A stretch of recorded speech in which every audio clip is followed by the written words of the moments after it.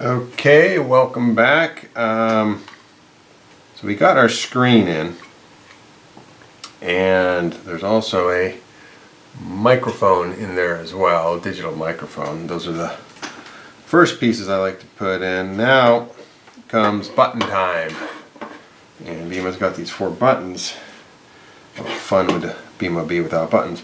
So to get them in, there is this back plate that holds them in, and this has the actual tactile switches that record each key press. So the D-pad has 4 buttons, and then the other 3 have their own individual. But they need something other than just this tactile button. It could sit on top of them, and there is some feedback, some clicky feedback. The only problem I have is that I like a little more throw when I push the button. The throw on these buttons is very, very short, so and for the D-pad it makes it a little too sensitive. So I like to have them set up a little higher, and to do that I have to use springs, and I hate working with springs. These tiny little springs, I don't know if you can see that, it's a tiny little thing, it's less than a ½ inch long. There's 3 of those, one for the 3 buttons, blue, red, and green, and then there's a slightly longer one that is used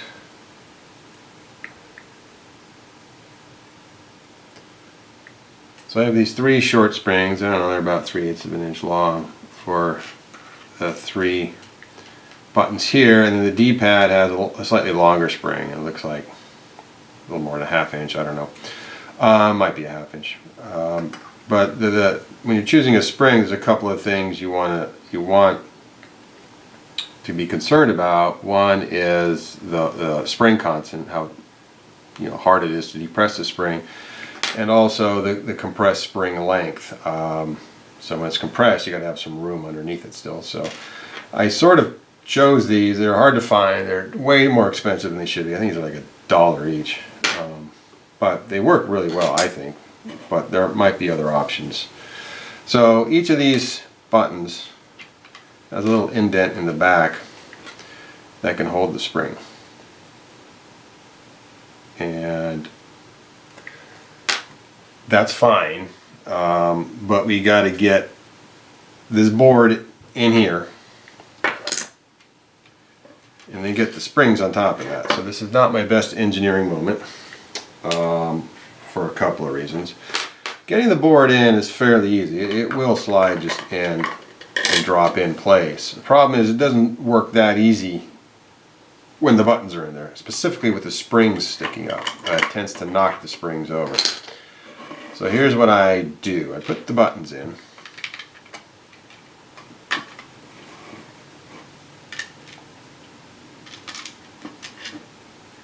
So far so good. Then put the individual springs in their little indentations. Now it'd be nice maybe if I had a little tighter tolerance so that they actually press fit over those little nubs I have in there, but maybe next time. It's really this long spring that's the problem.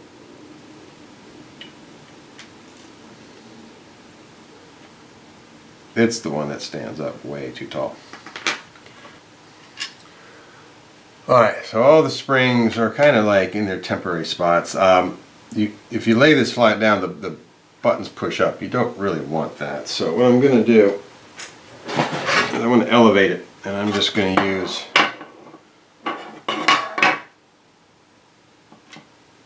an unused BMO body for that. Now the buttons are fully laying down. I can pre-compress the yellow button, which is what I really want to do. Anything flat will work.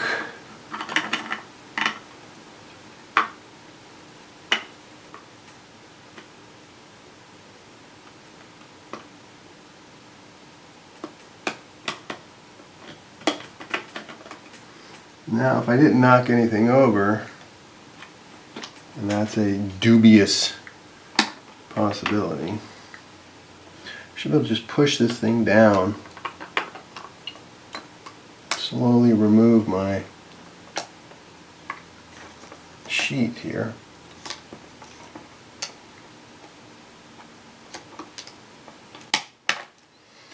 And I should hear a click.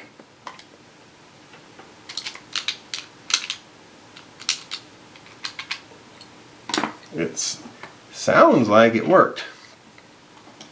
Put my screws in.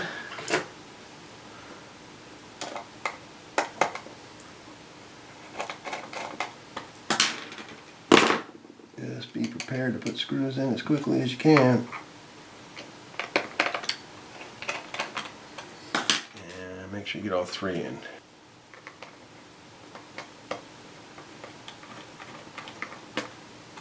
So if all went right, all those should be on there correctly. So that one works well, that one works well. Whoa. Buttons are in place, folks. So I can push them. And I have the front mounted USB panels.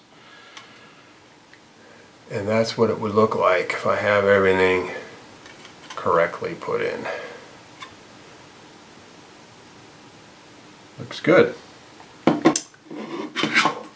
So the next step is to put in the other bottom mounted panel, the servos on the side, and the speakers on the side, and then this interior will be pretty much done. Then the action turns to the back plate here, where we install the Pi and the power source. So tune in again for that exciting action. Again, if you want to support the channel, please do subscribe, help out in any way you can.